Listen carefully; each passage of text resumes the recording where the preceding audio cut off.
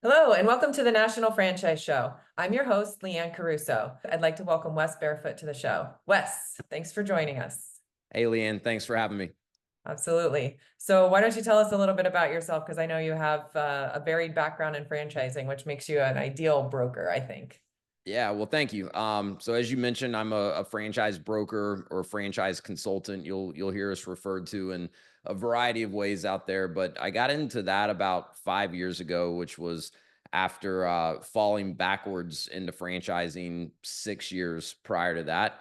I went to business school. I don't think the word franchise was mentioned one time in business school, so wasn't necessarily something that was on my radar. But a few years out of college, after working for a big Fortune 500 company for a little while, I met some guys that had founded a company in Wilmington, North Carolina, where I live. And a few years prior to meeting them, they had started franchising that business. And anyways, the business had a startup kind of feel to it. It was much smaller than what I was used to. There was a lot of energy, and I really hit it off with the founders. And so I ended up shifting gears, going to work for them. And pretty quickly into that, I got into a franchise sales and development role for them and was able to help them really grow that into a national brand.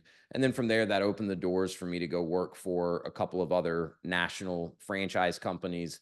And all along the way, I'm, seeing other people get into business for themselves and helping guide them through that process. And so naturally, my wife and I kind of started thinking, hey, maybe we should be, looking at this business ownership thing for ourselves. And, we had our first kid, and my wife had been working, full time in the corporate world, but, really wasn't keen on going back to work full time after our daughter was born. And so, anyways, we just started really kind of looking at some ways that we could, um, continue to make a good income and build the type of lifestyle that we wanted, but do it more on our own terms. And so we bought our first franchise business almost 7 years ago now, which is kind of crazy to say. We still own that franchise business today and have done really, really well with it. In that time, we've also bought, built, and sold another franchise business. So we have a little bit of experience on both sides of the table, the franchisor as well as the franchisee side. But it was really all that experience that kind of led me to get into the consulting work that I do today. And I enjoy helping other people, understand franchising. I think there's a lot of misconceptions out there. A lot of people just don't fully understand everything that franchising is and all the different types of opportunities that come with franchising. And, for us, owning franchises has had a huge impact on our lives. It's given us a lot more, control of our time and a lot more freedom in that regard. Also a lot in terms of financial resources. But so I really enjoy helping other people kind of navigate this whole process and figure out if it might be a good direction for them as well. It's great.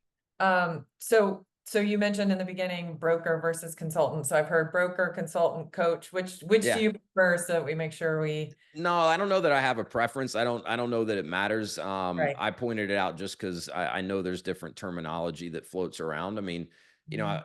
a lot of what I do and the work that I do with people is, probably closer to a consultant or a coach because there's so much education that usually needs to take place, for most people to even get to the point of saying, okay, this franchise ownership thing really could be the right move for me. So let's really dive into finding the right franchise and figuring all of that out. I think, like I said, there's just a lot of unknowns or a lot of misconceptions for most people out there unless they have really taken the time to do some real research on franchising. So I think of myself more as a consultant or a coach. I certainly don't take offense to being called a broker either, because in reality, that's kind of what we're doing. We're making connections. We're making matches between franchise buyers and great franchise companies that are looking for great new franchisees. Right. Usually when people don't know what a broker or a franchise broker or consultant is, I usually liken it to a real estate agent, Yeah. help people find the right home. Yep. You tell the agent what you're looking for, what, ultimately what your family needs, and then they help you kind of pull down the options for you based Yeah. on It's a all. really good comparison. It's a good franchise broker or consultant's going to kind of narrow the playing field. I spend so much of my time developing relationships with brands, vetting brands. I have kind of a portfolio of brands that are the ones I would recommend to someone based on what me and that individual have kind of decided are the right characteristics of a franchise for them. And they go through a pretty tough vetting process because you mentioned this in your intro. There's a lot of noise out there, and not all franchise companies are created equally.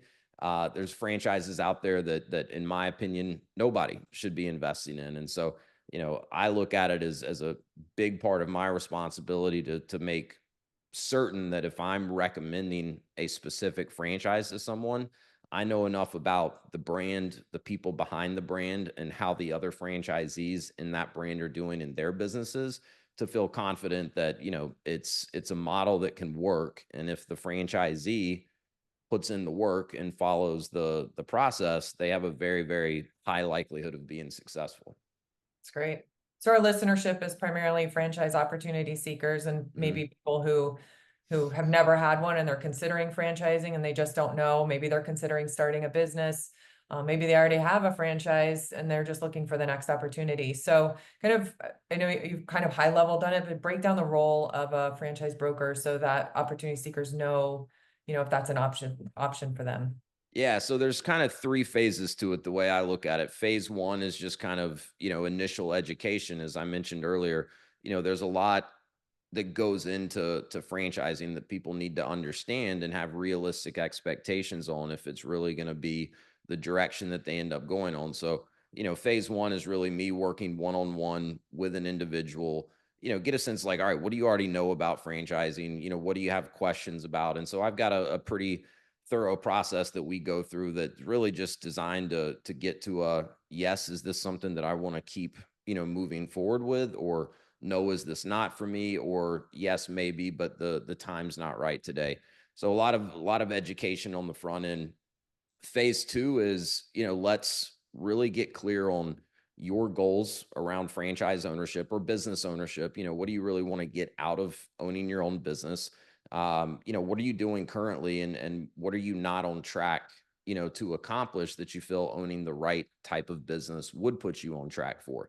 Um, and we may get into this later, but I think where a lot of people get it wrong when they just start picking franchise companies to research is they put a lot of emphasis on the product or the service that the franchise company provides, and they don't put nearly enough emphasis on the business model and what their role as the business owner needs to be in that business, especially what does it need to be in order to be successful. So I work with my people to develop kind of a framework or a model, if you will, of what's your day to day as a business owner look like, and how are you spending the majority of your time as the business owner. We want to make sure that that plays well to your strengths and your skill sets and your interests.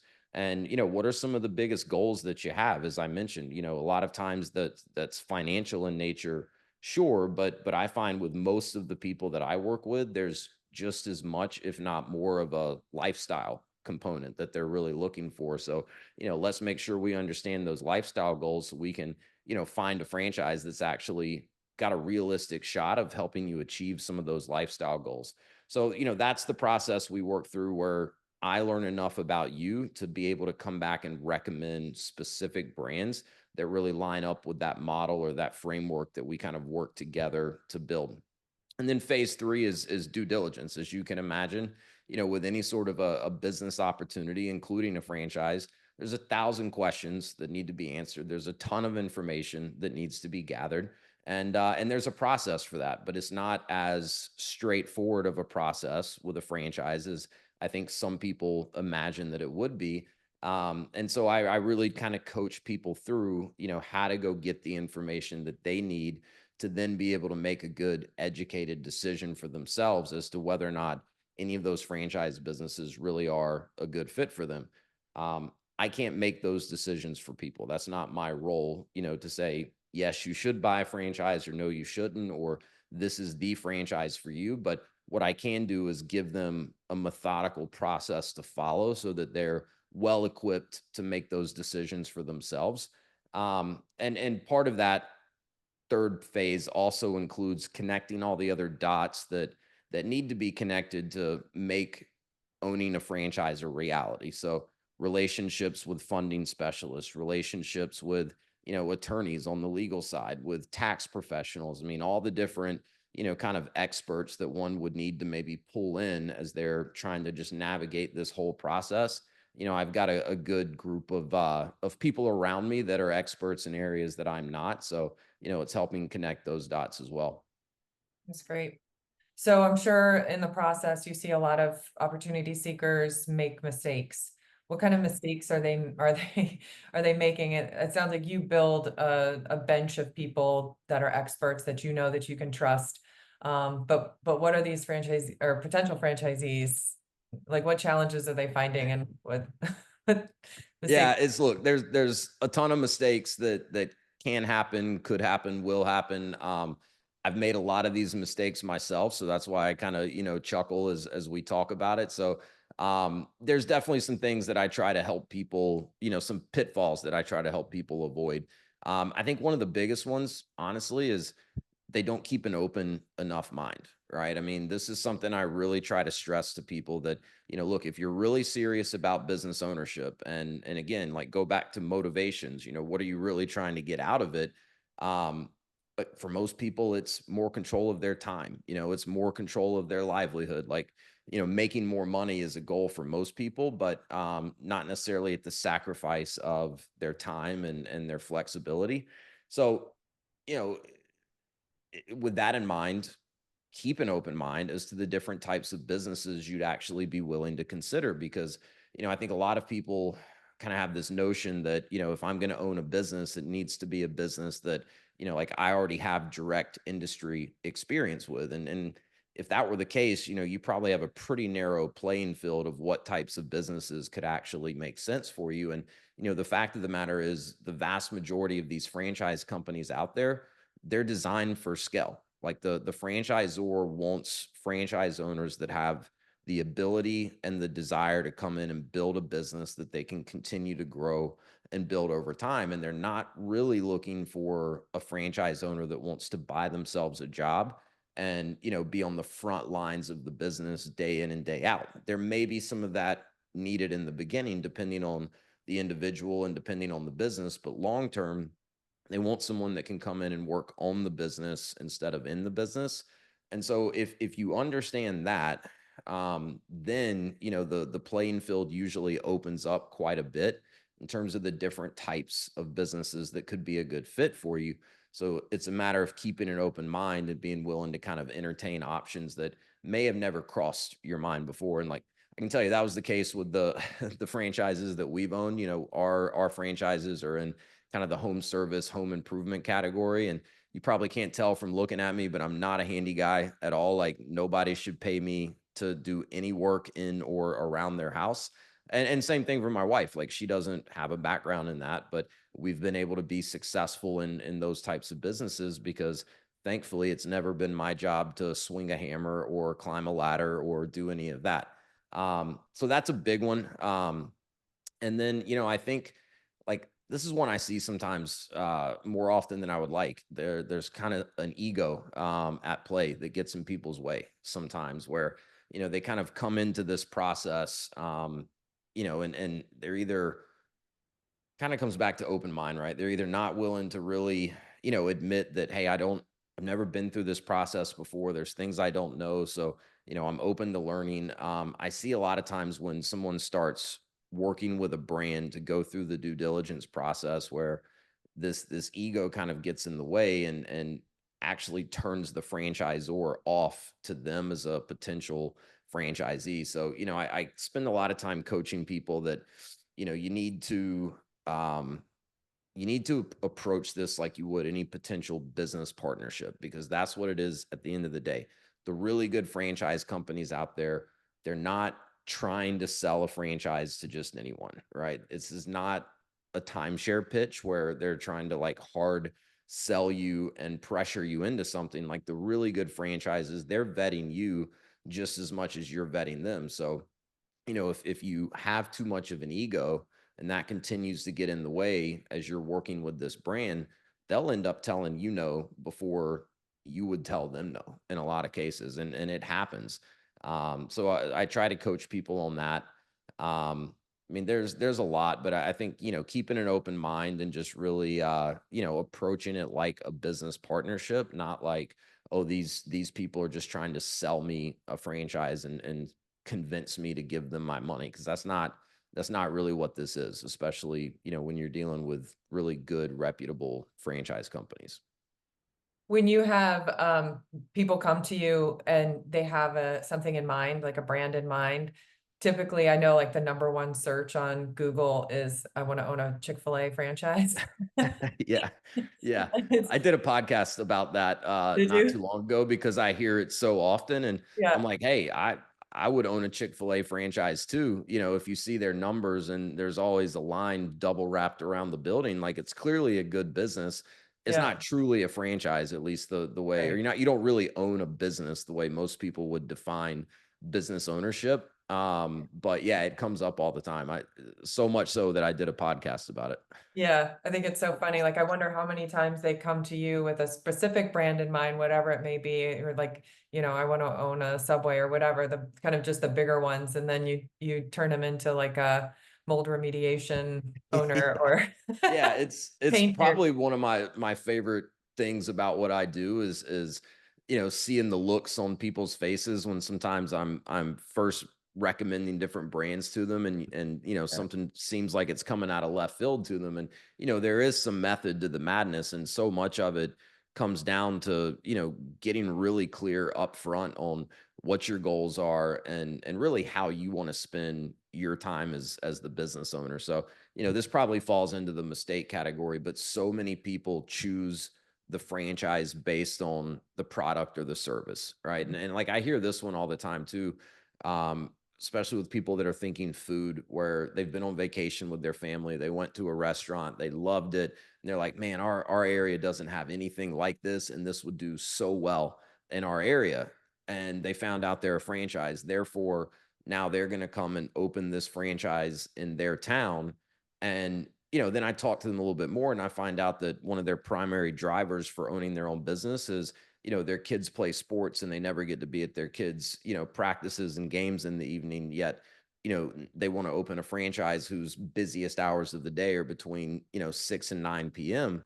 right. That doesn't mesh, right? So I'm not saying food is bad. I'm not saying don't, choose a business where you love the product or the service and would be a customer of it yourself. Just look at all that once you've gotten really clear on these other things. And if you do that well, then you can still, in the vast majority of cases, find a business where you're going to be passionate about it. You're going to be proud of the product and the service that you provide, but it's also going to help you accomplish all these other goals that you have in terms of your time and the financial success. Yeah. It's like, I know you want to own a Starbucks, but how about this garage repair company? Yeah, it's fun, right? Open mind, right? Be willing Yeah, to keep an open mind. yeah, That's the number one piece of advice, and there's an ROI component to it as well. Like I think right, this is where a lot of people, they just don't understand the full playing field of all the different types of franchises out there. And once they start to see some of these other types of franchises and the investment that's required, and then the earning potential that these franchises have, like it sometimes can be hard to come back around to some of the really big franchise brand names that we all know and recognize once you understand the numbers. right. There's an ROI component to it for sure. Yeah, for sure. So what should potential franchisees be looking for when they're evaluating opportunities? I know you've kind of covered some of these, but Yeah. kind of lay it out for these guys. Yeah, so, make sure that the model lines up with what you're looking for, as we've already kind of talked about. How you need to spend your time day in, day out as the business owner can look really different from one type of franchise to the next. So, I always kind of run through an exercise with people. Tell me about your professional career up to date. What are the things that you've gotten the most excited about in your career? Like, what have you enjoyed the most? What do you think is really your key strengths and skill sets? And then also, like, what are the things you've enjoyed the least? What would you say your weaknesses are? And be honest about it. And like, what are things that in a perfect world you owned a business you would never have to do, or you would easily be able to outsource to someone else. And that's how we start to kind of build, this ideal role for yourself as a business owner. So then as you start researching franchises, look very, very closely at what the ideal franchisee is doing day in, day out, and how they're spending their time. And I mentioned earlier that the due diligence is not always as straightforward as people would like, and that's for a number of reasons. But one of which is that the franchise companies are limited in what they can tell you, especially when it comes to financial performance. They can't make earnings claims. They can't make any sort of a guarantee in terms of what your financial results will be. And if you think about it, that makes sense. And there's laws in place to protect the buyers of franchises, because you don't want someone telling you you're going to get guaranteed results when they in fact cannot make those guarantees. That reeks of used car salesman, timeshare salesman. Like, if you really understand business, you know that there's going to be no guarantees. So they give you data that you can look at, and that's a really good starting point to understanding the financial opportunity. But then the biggest part of the research that you're going to be able to do with a franchise is what we call validation. That's when you're going to be able to go and talk to other franchisees that are already in the business, and you're going to be able to learn from them. But where it gets kind of tough is that every franchise out there, I don't care how long they've been around, how successful, the brand as a whole is, they're going to have a bell curve of franchisee performance. They're going to have top performers, they're going to have underperformers, and they're going to have everything in between. And so you need to talk to enough owners to get enough data points to start to get a clear picture of, what this could really look like. And in doing that, you're going to start to identify some trends, right? When you talk to several people that are, performing really, really well in a franchise, but you also talk to several people that are just average or maybe even underperforming, you're going to start to see some trends. And in most cases, those trends a lot of times have to do with how the franchise owner is spending most of their time and energy. And so, going back to, getting clear on what you want your time and energy to look like in a business, make sure it lines up with what you're seeing that these top performers are doing in their business. Um, so I know that was kind of a long-winded answer to that, but the validation is key. And there's so many other things that, besides the financial side of it, that you want to talk to these franchise owners about to really understand this franchise. But the financial side in particularly is important, because a lot of that you can't get from the franchisor. You can't get as particular of answers from the franchisor. But one more thing I'll add to that question, because it's a really good question, is culture. This is not something I see people thinking about or looking at as closely as they should. You know, every franchise organization out there is going to have a culture. So spend some time thinking about, like, what type of culture would I want to be a part of as a franchise owner, and look very closely at the culture that you see within any of these franchise organizations. And look, we've been part of several franchise systems ourselves, one of which has a phenomenal culture, or I should say it's a phenomenal culture fit for us. The other one was okay. It wasn't bad, but it wasn't great. And we still did well in that business. We were able to build it into a seven-figure business and sell it, within a 3.5 year time frame. But it just wasn't the same as this other franchise that we've now owned for almost 7 years. And it makes the world of difference. When you're part of a franchise that's got a strong culture, and you fit into that culture nicely, the value that you're going to get from just the peer group of other franchise owners that you have, these people that are not your competitors, but they're in the exact same business that you are. They have the same challenges that you have. They have the same, issues in their business. Those relationships become invaluable. So don't overlook the culture piece. Obviously, the numbers need to make sense. All these other things that we've already touched on need to make sense. But if you can find that plus a really good culture fit, that's a really good recipe for success. Yeah, that's great. So you were just talking about financial opportunity, about how much they'll make and the franchisor can't give them that. but there are fees involved in buying a Yeah. franchise, and they vary from franchise to franchise. And so I know it can probably be very confusing for someone looking into different opportunities. So what do they all mean? How does a consultant like yourself help them navigate those all of those numbers that they're Yeah, it's a good question because there's a lot of, especially if you're just kind of, doing research online, there's a lot of numbers floating around. So the way I always kind of coach people to look at it is what you're usually going to see from a franchisor in terms to the cost is what they call the estimated initial investment range. And it is always a range, right? It's never, hey, this franchise cost exactly X number of dollars to open. It's a range because the cost to open it in North Carolina, where I am, is probably going to be different to open it than, in California or Florida or New York. So there's always a range, but what that range includes is it's really meant to be kind of a comprehensive um, number in terms of how much capital you need to get the business open and to begin to operate the business. So there's kind of three buckets that make up this estimated investment range. The first of which is the initial franchise fees. Okay, so that's just a set dollar amount that you pay one time to the franchisor in order to officially become a franchisee and get access to everything a franchisee gets, right? Access to the brand, the trademarks, the systems, the processes, the training. Most franchises, not all, but most have a protected territory model as well, which is part of what you're getting when you pay those initial franchise fees. And, my CPAs always put that initial franchise fee and the value of our territory as an asset on our balance sheet. But anyways, initial franchise fees are included, startup costs are included, right? That's any expense that you would likely incur to get your business open. Okay.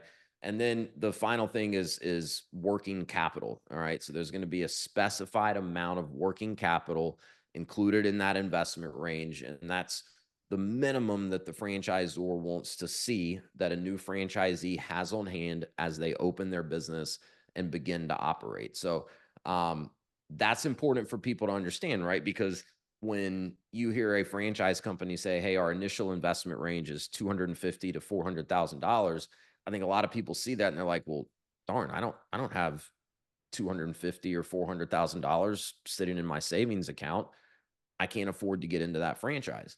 And you may not be able to, but that's not really going deep enough to figure out like, hey, is this within reach for me or not? Because the vast majority of people out there are not self-funding the entire investment for a franchise. I've worked with some very high net worth individuals over the years, and they use as much of someone else's money as they possibly can to invest in something like a franchise. And there are a lot of different funding mechanisms or options out there that people are using on a regular basis to invest in franchise businesses. So when you see those numbers from a franchisor, think of that as kind of the all-in investment that's going to be required, but that's not necessarily the same as what you personally would have to invest up front out of your own pocket. Going back to the fees though, because what we just talked about are kind of your upfront fees,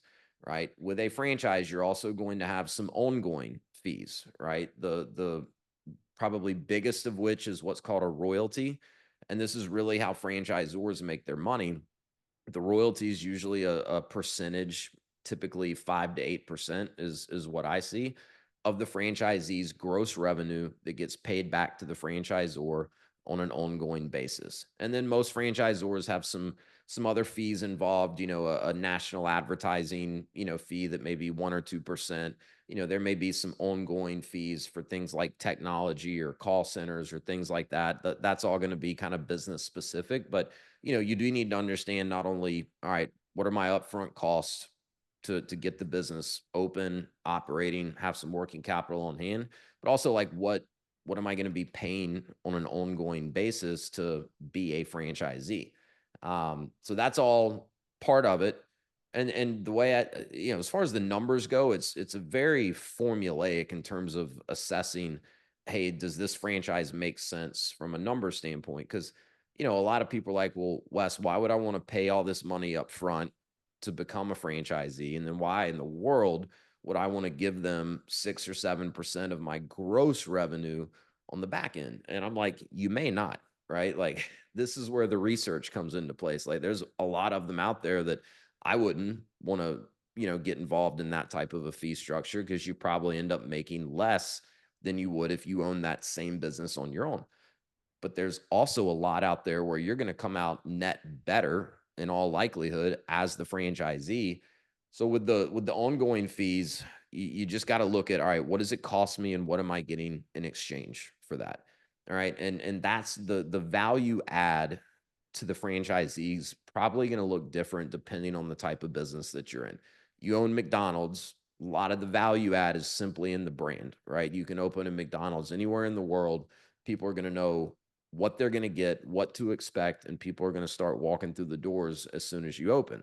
Um, it'd be hard to build that same type of brand recognition for 6% of your revenue every year. I don't know what McDonald's royalty is, but say it's 6%. In the types of franchises that I own, the brand recognition is not nearly as valuable, at least in most cases. But there's tremendous buying power, right? So in one of our franchises, we sell a high-end custom home improvement product, and the franchisor owns the manufacturing company that we buy that product from. So we have exclusive rights to it. They don't sell it to anyone that's not a franchisee. And if I wanted to own the same business on my own and sell a comparable product, it would cost me at least 15%, probably closer to 20% more in terms of my material costs, right? So I'm offsetting what I pay in my royalty just on cost of goods alone.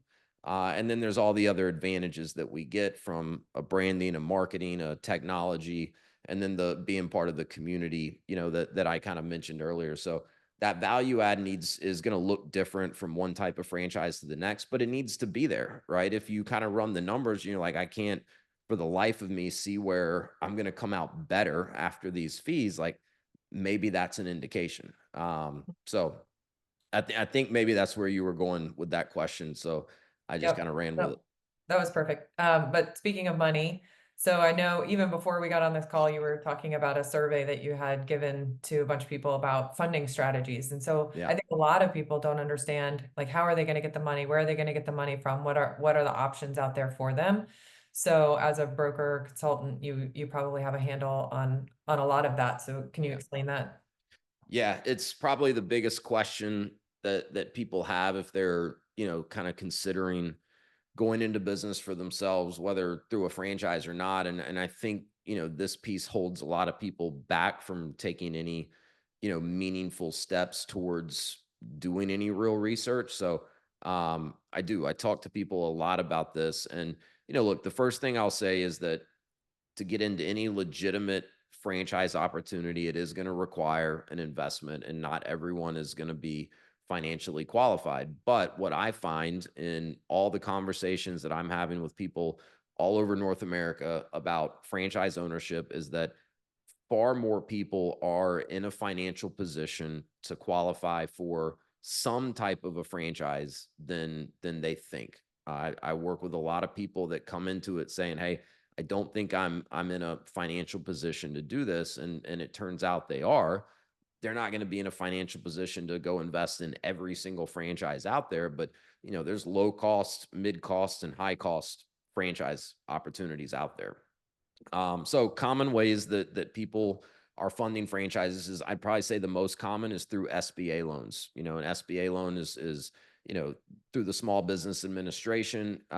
Banks love to do SBA loans because the government is essentially guaranteeing up to 75 or 80% of the loan amount to the banks. They're backing that. Um, on top of that, banks love to write SBA loans for franchises because, in the bank's eyes, a franchise compared to a startup where there's no track record, there's no data, it's just someone with an idea. The bank sees a lot more security in writing that loan for a franchise where there is data, there is a track record, there's a business plan. It's certainly not risk free in the bank's eyes, but they like to write these loans for franchises. So a good rule of thumb on an SBA loan, it does vary a little bit depending on the amount of the loan and, the borrower's credit score and things like that. But 20% is roughly what the bank is going to want the borrower to put in of their own money. So if you compare it to buying a house, it's pretty comparable to that. When you're doing an SBA loan, they call it a cash injection instead of a down payment, but essentially it's the same thing as making a 20% down payment if you're going to get a mortgage to buy a home. So I see people use this all the time. Another one that I don't think a lot of people are aware of is what's called the rollover for business startup, and ROBS is the acronym. And this is actually a mechanism where you can take retirement funds that you have, roll over those retirement funds, or roll over a portion of it. You don't have to access all of the retirement funds for the purpose of starting a business. And in doing that, you don't get hit with any of the tax penalties that you typically would get hit with for accessing retirement funds early. So, this is personal. I talk to some people, and the thought of touching retirement funds, like, they're going to have a heart attack even thinking about it. I talk to other people. They're like, you mean I can go tap into this money that's going to sit here for the next 20 years, and not have to take out a loan or not have to take on as much debt to do it? That's fantastic. So, it's personal, but that's an option that's out there. I see people use a ROBS, a rollover, to give themselves enough money for the cash injection that they need to satisfy the bank for an SBA loan.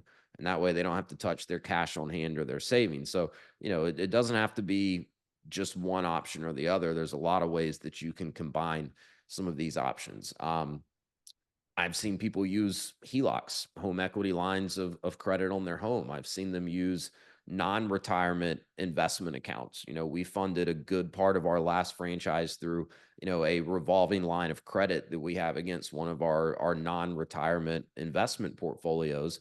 Interest rates were better than an SBA loan, and I had the money within like 24 hours of me submitting the request to my broker. So, that's an option that can be good in some cases.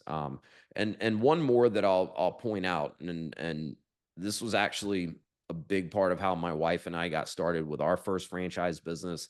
I've seen a lot of other people, especially people that are maybe younger in their careers and just haven't had enough working time to build up any real net worth or any real assets yet.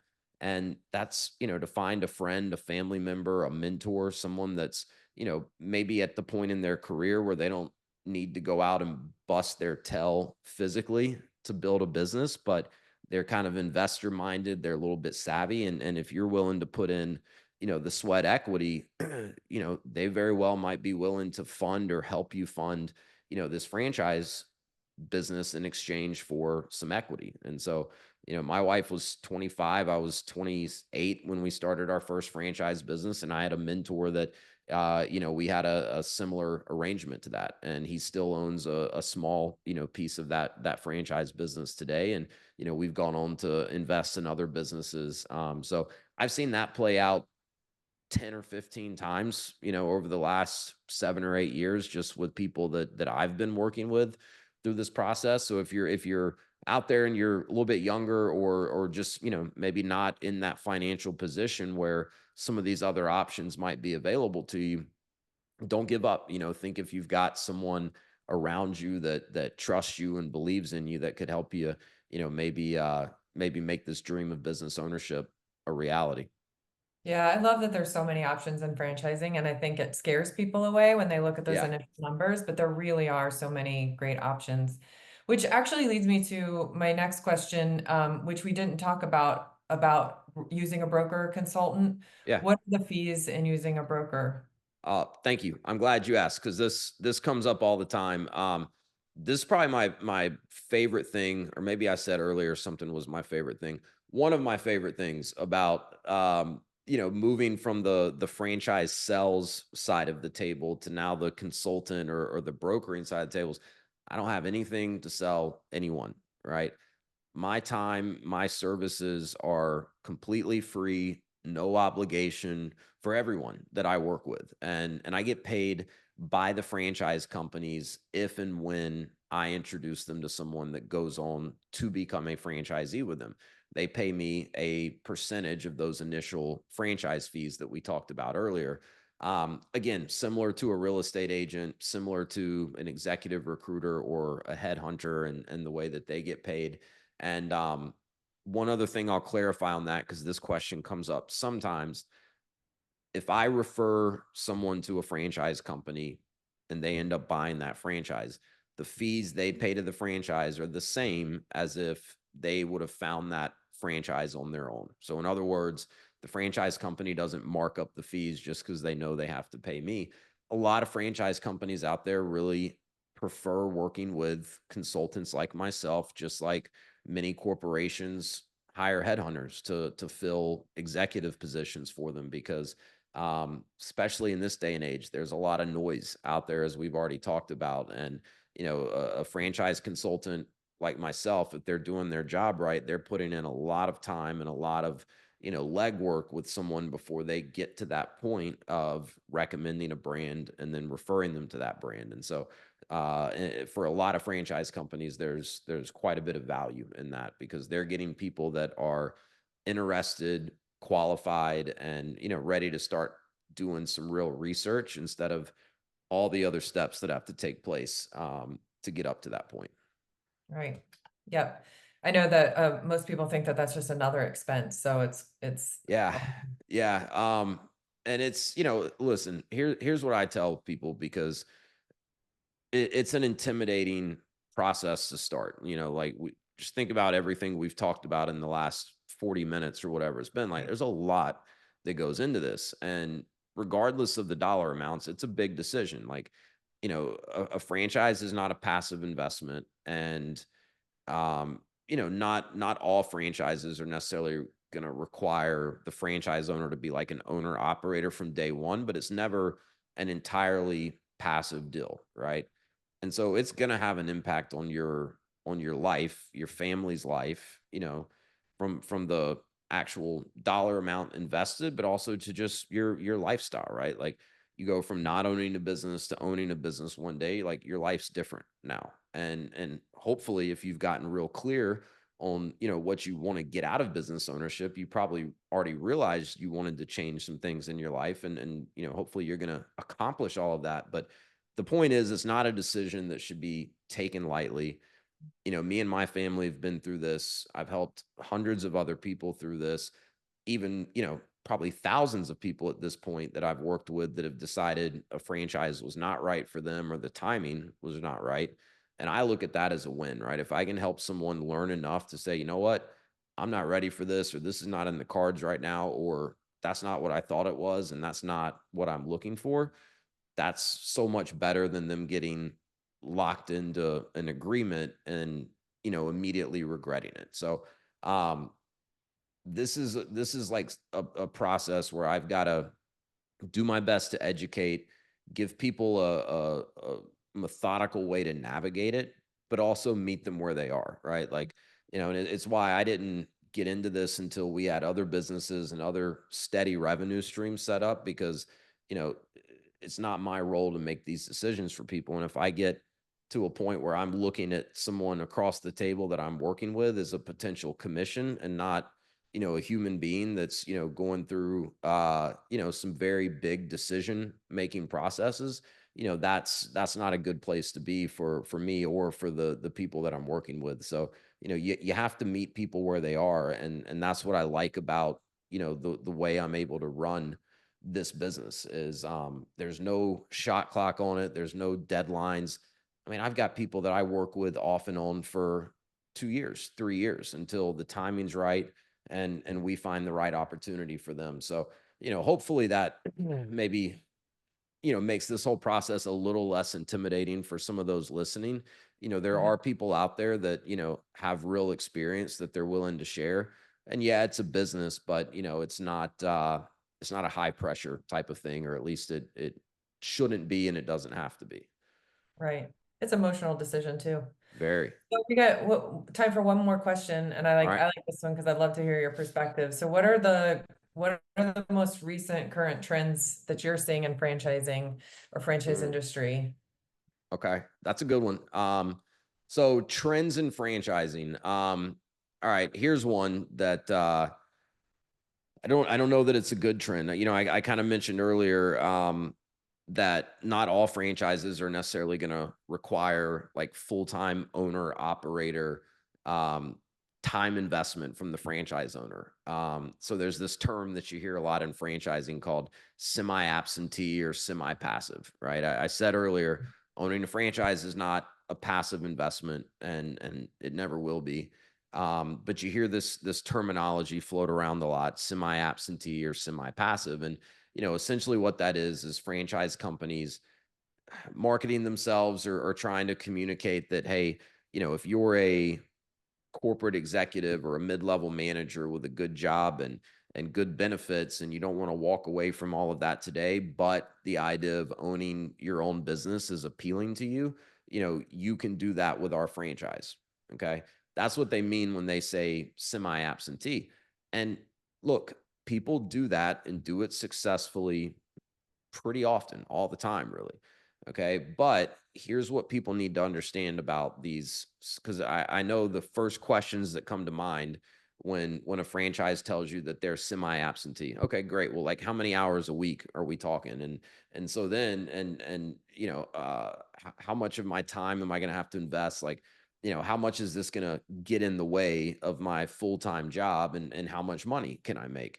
And so naturally, companies want to be able to answer these questions. So you'll hear things like, "Oh, it's a semi-absentee investment, 2 to 5 hours a week," and you know, just trying to give nice, neat, clean answers like that. And the reality of it is, like, when you own a business, right, semi-absentee, owner operator, like, put any of the titles on it that you want, the buck stops with you as the business owner. And so, you know, businesses don't always run in these nice little neat boxes where it's like, okay, you've put your 5 hours a week in, so nothing else that you need to do this week, Mr. Business Owner.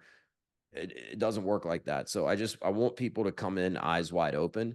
Yes, there's a lot of franchises out there that are really actually designed for the corporate professional that's, you know, developed a great skill set that translates very well to owning their own business, especially within the framework of a good franchise.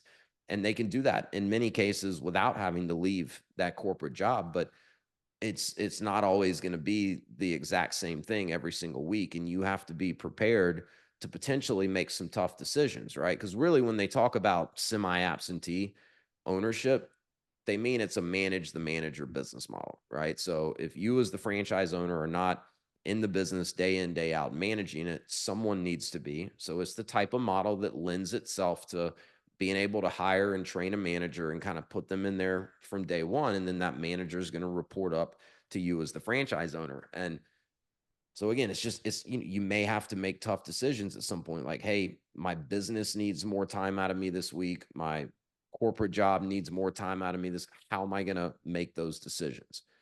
Right? What happens if you lose a manager? Right? Again, none of this is impossible. People do it all the time.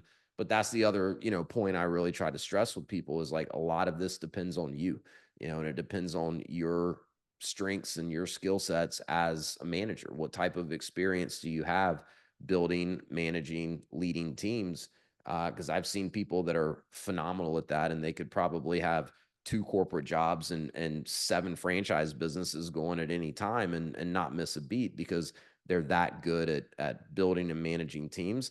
And I've seen other people that you know, they can't do it with one franchise and a corporate job. So there's a lot of that goes into it. Just because a franchise says we're semi absentee and it's 2 to 5 hours a week, you know, dig deeper than that. That's a really great point. It drives me crazy when people automatically are searching for a no absentee or Yeah, it's semi-absentee. If they're not like the investment model and they don't have, you know, layers of, you know, usually big multi-unit people, of course, yeah. but Yeah, I mean, there's so many different models. There's so many different, you know, pathways to get into to franchise ownership, and then the types of doors that can open, you know, once you're successfully owning a franchise. But you know, the point is it's owning a business at the end of the day. If it sounds too simple or too good to be true, that means you need to dig a little bit deeper. And it doesn't mean it's not a good opportunity. It just means, you need to dig a little bit deeper and do everything you possibly can to come into it eyes wide open. And so a lot of the due diligence is about understanding, what could go wrong, and thinking about, all right, how would I handle this if it did go wrong, right? And if you can get comfortable having kind of looked at it through that lens, um, then that's a pretty good indication. Yeah. All right. Well, I think our time is up. This has been super Yeah. informative, Thank you and for all the time. I yeah, no, appreciate it. this was so great, and I think really hopefully opens opportunity seekers' eyes to the options that are out there for them. Yeah. They're not alone. They're not on an island. They do have professionals like yourself that can help kind of navigate the chaos and Yeah. like you said, break through the noise. So, It where is. It is where can people chaos. find you? Yeah, where can Um, people find you? Yeah, so my company is Path to Freedom, with the number two. Pretty active on LinkedIn. I do a podcast and a YouTube channel called the Path to Freedom podcast. So I think maybe we can make sure you have links. That's on Spotify, Apple, anywhere you listen to podcasts, and we put the full video version of all of that, plus some additional video content out on YouTube. And look, I've got time for anyone, that is just genuinely curious about franchising, business ownership, whether you consider yourself a serious prospective buyer or not. I've got time for anyone that has questions and just wants to better understand some of this. So, if it's okay, I'd love to, put my Calendly link in the show notes for this, and would encourage anyone that's interested, book a 20-minute call with me, and let's talk through it. And would love to help if I'm in a position to. And I think franchising is a really good way for so many people to get started in business ownership. I know it has been for my wife and I, and it's opened up so many doors since we took that first step and bought our first franchise. And some of that's been more franchising, some of it's been non-franchise stuff. So there's a lot of cool things that can happen once you kind of take that first step into business ownership. And I've worked with a lot of people too that they're successful business owners. They did it with another franchise or without a franchise, but a franchise can be a great way to diversify too. A lot of times it's my startup business owners that see the most value in a franchise because they've been through all the hard work of figuring it out themselves already, and they're like, wait, the franchise has got all this in place already, and it's kind of turnkey and with some of these things. So it's pretty rare that I run into someone that's genuinely motivated to get into business for themselves, and we can't find at least a handful of franchise opportunities that are at the very least very interesting for them. Mhm. All right. Well, we'll be sure to include all of that in the show notes. And thanks again for coming on our new podcast, the National Franchise Show. My pleasure. Love the show, and thank you, Leanne. Thank you.